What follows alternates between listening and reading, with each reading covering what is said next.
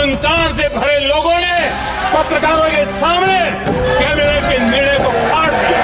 अरे मोदी जी ठीक से बोलो, नहीं तो नस फट जाएगा यार। आपके लिए मैं पप्पू हूँ, आपके लिए मैं अलग अलग गाली दे सकते हो, मगर मेरे अंदर आपके खिलाफ इतना सभी गुस्सा, इतना सभी क्रोध।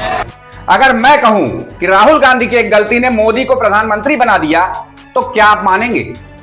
मैं संघ के प्रधानमंत्री के रूप में अपने कर्तव्यों का श्रद्धापूर्वक और शुद्ध अंतःकरण से निर्वहन करूंगा। नमस्कार दोस्तों, मैं अनिल द्विवेदी और आप देख रहे हैं गणित न्यूज। क्या एक ऐसा फैसला जो कुछ सेकंड में लिया गया हो वो पूरे देश की राजनीति बदल सकता है? क्या एक नेता का गुस्सा दूसरे नेता को प्रधानमंत्री बना सकता है? आज जो कहानी आप सुनने जा रहे हैं वो सिर्फ राजनीति नहीं है, यह है पावर, अहंकार और किस्मत का खेल।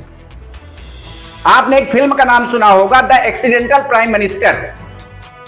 लेकिन आज सवाल यह है, असली एक्सीडेंटल प्रधानमंत्री कौन था या है? और जवाब जानने के लिए इस वीडियो को अंत तक जरूर देखिएगा।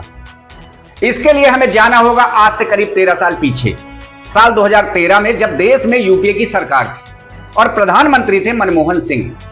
सरकार एक अध्यादेश लेकर आई थी जिसका मकसद था दोषी ठहराए गए सांसदों और विधायकों को तुरंत अयोग्य होने से बचाना।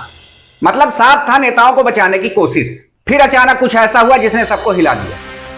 प्रेस कॉन्फ्रेंस चल रही थी और तभी एंट्री होती है राहुल गांधी की। राहुल गांधी आते हैं और अपनी ही सरकार के फैसले को कहते हैं ये पूरी तरह बकवास, और फिर कैमरों के सामने वो उस अध्यादेश की कॉपी फाड़ देते हैं। सोचिए दोस्तों, एक ही सरकार, एक ही पार्टी और उसी का नेता अपने ही फैसले को फाड़ दे। यहीं से सब कुछ बदलने लगता है। सरकार की साख पर सवाल उठते हैं, विपक्ष को हमला करने का मौका मिल जाता है। उस समय देश के बड़े नेता लालू प्रसाद यादव चारा घोटाले में दोषी पाए गए। अगर वो अध्यादेश पास हो जाता तो शायद वो संसद में बने रहते। कि नेहरू जी ने कहा था कि अटल एक दिन तुम देश का प्रधानमंत्री बनेगा, आपने कहा था, लिखा हुआ है रिकॉर्ड में, आपने कहा था। नेहरू जी तो एक बार बोले, आप हो गए 2 बार। आप तो जान छोड़िए मुल्क का। लेकिन ऐसा नहीं हुआ। उन्हें लोकसभा से हाथ धोना पड़ा और जेल भी जाना पड़ा, और यहीं से राजनीति का गेम बदल गया। भाजपा देश में अगर उस समय किसी नेता से भय खाती थी तो वह थे लालू प्रसाद यादव, क्योंकि लालू यादव हरिजन और पिछड़ों को जोड़ने में माहिर थे। उन्हीं की वजह से बिहार में भाजपा कभी पैर नहीं जमा पाई।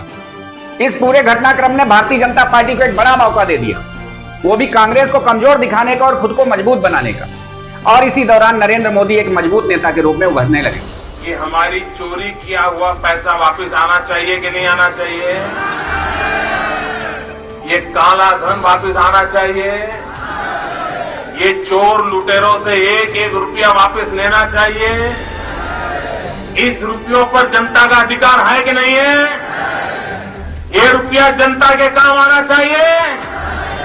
अरे एक बार ये जो चोर लुटेरों के पैसे विदेशी बैंकों में जमा है ना, इतने भी हम रुपये ले आए ना, तो भी हिंदुस्तान के एक एक गरीब आदमी को मुफ्त में 15-20 लाख रुपए भी मिल जाएगा।